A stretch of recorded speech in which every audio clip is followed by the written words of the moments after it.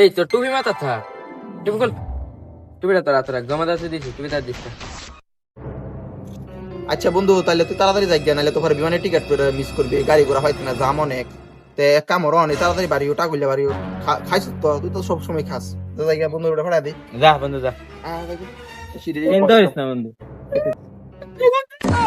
বন্ধু বন্ধু, কান্দিস না কান্দিস না, এই যে ইয়া মনে কর ঈদের পরের দিনই তুই ইয়া করবি, আয়ের সময় দাওয়াত কর, বুঝছো? যা যা, কান্দিস না কান্দিস না।